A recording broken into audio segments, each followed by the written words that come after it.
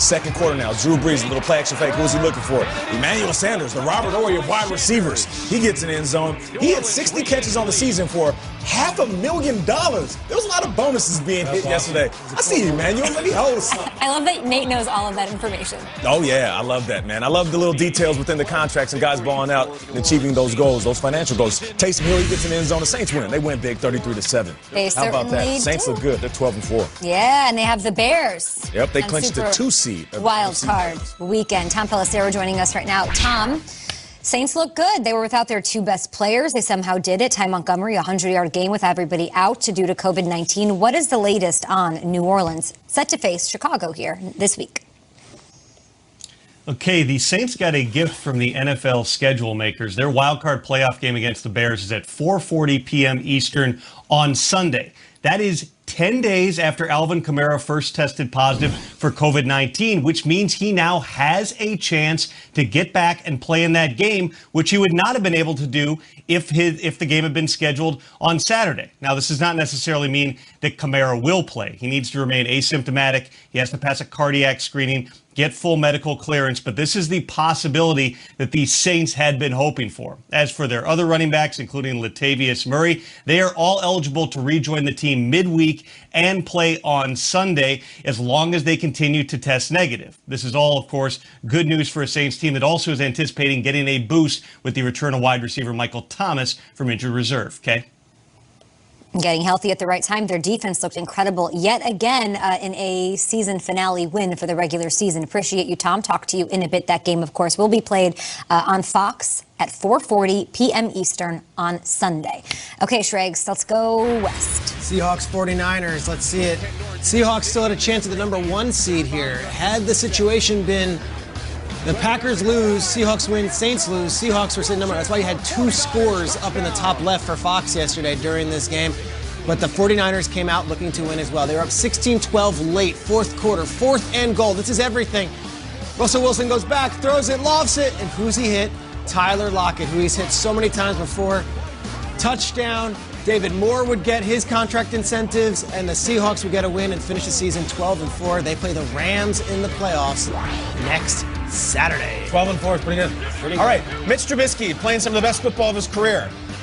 Aaron Rodgers playing some of the best football of anyone's career ever. They're in Soldier Field. There are no fans, but the Packers are down early, 10-7, and then this happens. This is Marquez Valdez-Scantling running away from Danny Trevathan.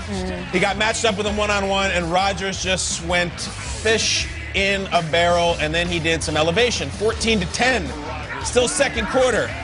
Who's he go to? Daphne, of course. Ladies and gentlemen, please introduce yourself to Dominic Daphne. This is an incredible moment. Indiana State, shout out. A lot of them going on. All right, Trubisky, though, 21-10. Right before halftime, oh, my gosh, that really, really should have been picked. Mitch has had some issues in the red zone throwing interceptions. He kind of forced it to Robinson. They settled for a field goal. They say, don't ever do that again. He's like, I probably will. Don't do it next week. You're going to the playoffs. 4th quarter, 21-16 on a 4th and 1. This call was tough. They had gotten a bunch of them in this game, 4th and short, almost all by quarterback sneak. Then they rolled them out. It gets knocked down. They turned the ball over on downs, and it felt like the game was over there. It really did, because then you get the Aaron Jones, sort of a walk-in up the middle. And then he pulls out his Green Bay logo, which I thought was very team-oriented. It's cool. He's got a pendant, not his number or anything like that. Contract situation, Kyle. He's showing I'm team guy. Is that what it is, Peter? Interesting. Maybe he says, I want to buy a new one of these. Adrian Amos used to be a Chicago Bear. He's now a Packer. Intercepts Trubisky. They're down 12. And then just in case you needed more, if you just didn't have quite enough Devontae Adams, first these gentlemen are going to dance. They're kind of the opening band. And then just why not? Let's finish the regular season like this. A ho-hum perfunctory slant touchdown in which he gets crowns and gets the dust brushed off. And Rodgers 18 says, touchdowns for him this year? 18. Guess what?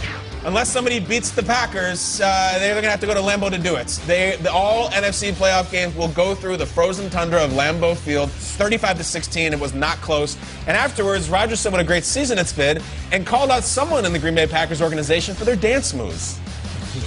This is a special season. This will always be a special season for me.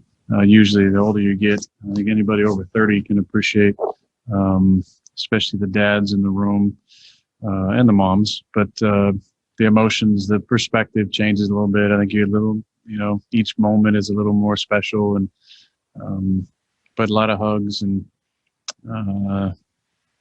couple dance moves from the floor. I will, I don't like to share too much from the locker room, but I do think somebody should ask him to show some of the dance moves that he performed. We will celebrate this, and we're happy that the road to Tampa goes through Lambeau. Jamal Williams told me that Mr. Aaron Rodgers has some sneaky good dance moves in that locker room. We'll see if they're dancing as they have locked up home field advantage throughout. The 1 seed in the NFC belongs to Green Bay, and that's huge. You hear what LaFleur just said. Nate, when I spoke to Aaron Rodgers, he sort of manifested this home. He's like, I want Lambeau. Usually I feel like hear a quarterback saying, we'll do what we need to do. Wherever we have to play, we'll go. He spoke a lot about what playing at Lambeau would mean to him. How big of an advantage is this for the Packers? It's huge. Every quarterback that I played with always wanted to play at home if they could choose. So I hear him on that. Just not being able to travel, being able to wake up in your own bed and knowing that you can go to somewhere that's familiar. You don't have to hop on a plane, go sit in a hotel, eat a different meal. That's an advantage in itself. I know we're in a unique year where fans are in some stadiums and they're not in others, but Aaron Rodgers has been unbelievable. And for a team to have to come in and play these guys, now they have to jump out of their routine in order to get back in their bag. And as far as them being the clear-cut favorites or have a clear-cut advantage, I don't think that's it. I don't think there's any clear-cut team that is going to be my favorite to win in any conference. But I do think that the only clear-cut thing about the NFL is that he's our MVP. He started from week 1 all the way up until now and proved to be the best player in all of football. And just imagine he did all this without them addressing other positions in the draft. But guess what? Aaron Rodgers is so good. They got a backup running back and a backup quarterback, and he still proved to be the best quarterback in the league. He just finished the season with 4,300 passing yards, 48 touchdowns, the most he's ever thrown. 48 touchdowns is like 6th all time in a season, and 5 interceptions. It's one of the best quarterback seasons we've ever seen. And yeah, they're home, and they're really good at home, and they're red hot, and they all like each other, and they dance, and they have a good time, and they've got the mojo going where there's been no conflict whatsoever. And he does simply own Soldier Field. Let's see the Valdez-Scantling touchdown again. This one was a thing of beauty. The game was very close at this point, and this one kind of gave them the edge early, and you're like, all right, and that put him at 46, the most touchdowns. It was so reminiscent of Week 17, 7 years ago. Can I bring it up? It was for the NFC North title on the line. Rodgers to Randall Cobb. It's a very similar pass. It's up the middle, and for Bears fans, it's up the gut. I just, as a Bears fan, I don't know how you could wake up this